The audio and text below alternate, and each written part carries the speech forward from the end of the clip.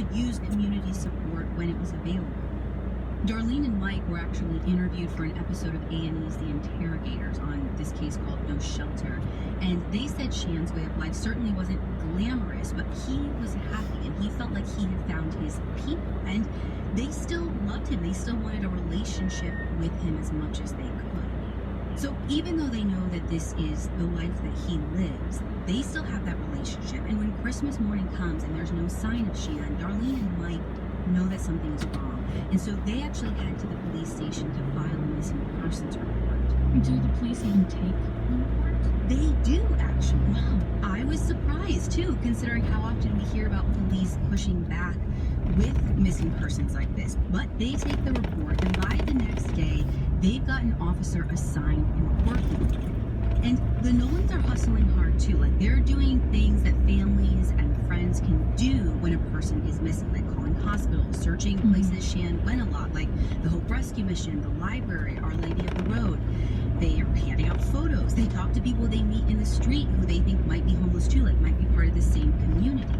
And on December 26th, they get their first lead. And it's not even really a lead so much as a timeline confirmation. Basically, police tell Darlene that they were able to track down the last known sighting of Shan, which was on Monday, December 18th at the blood plasma donation office. Okay, but was that before or after Darlene had talked to him on the phone and kind of confirmed the Christmas? Well, the plasma donation place, that happened just one day before Darlene and Shan had that conversation. So it's not necessarily the last contact, it's the last sighting. Exactly.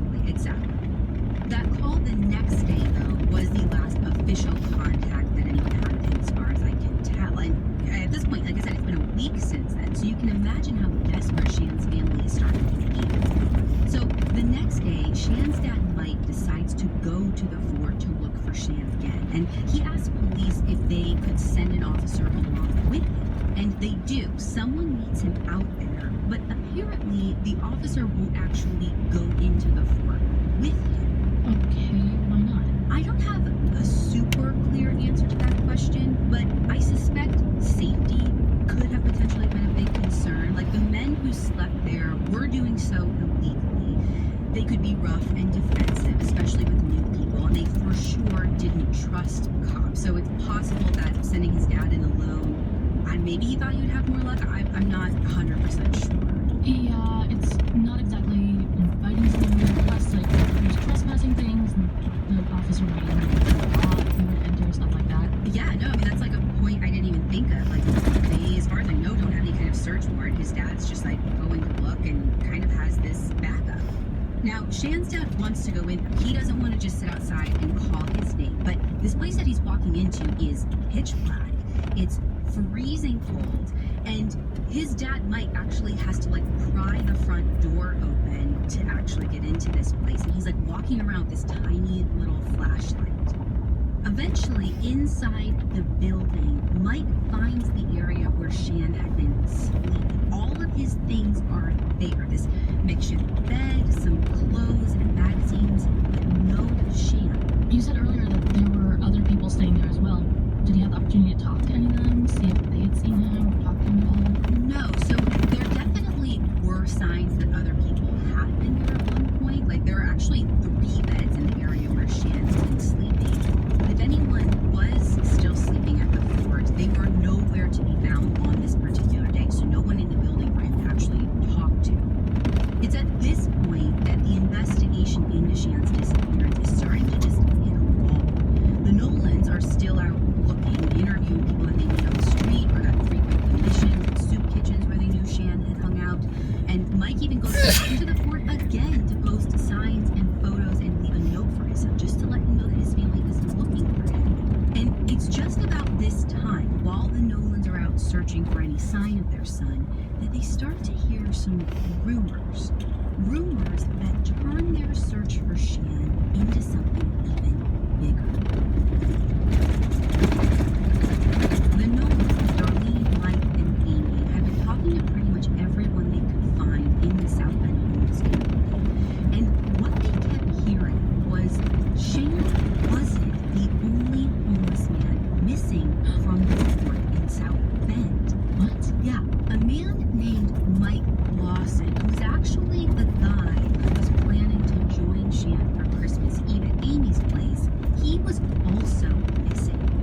so was a man named Brian Talbot. Wait, so there's 3 of them missing? There's 3 men missing, yes. Is it a possibility that they're together somewhere?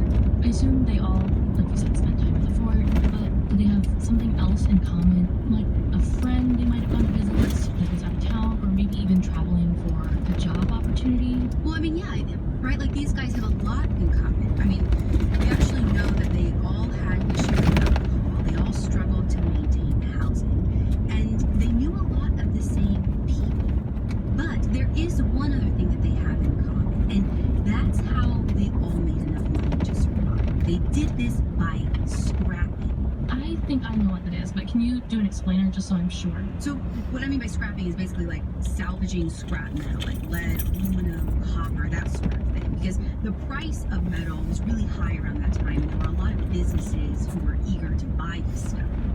According to a 2007 article by Susan Solney from the New York Times, guys scrapping in South Bend and other places at the time could make actually like a few $100 a day, and even more when they teamed up.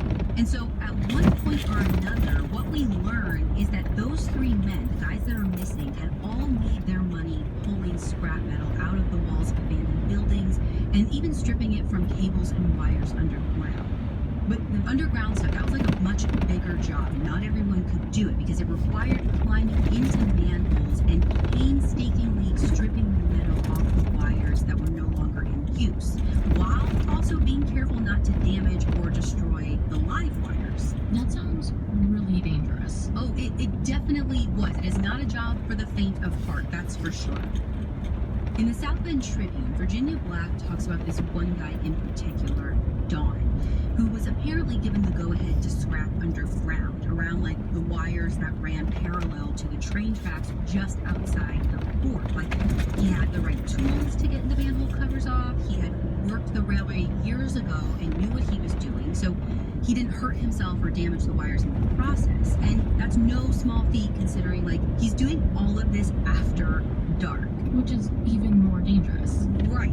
Now, apparently, this Don guy worked alone a lot of the time, but obviously, these kind of jobs are a lot easier with help. I mean, yeah, even just someone standing there to hold a flashlight. Right. So, this Don guy ends up meeting this other guy who also slept at the fort, Randy Reeder. And he hires Randy to help him out, but I guess Randy was just kind of a difficult personality. Like, he's real hard to get along with, so this partnership doesn't last very long. So when Randy doesn't work out, he gets Mike Lawson to help him do the scrapping underground. He's the one who was supposed to spend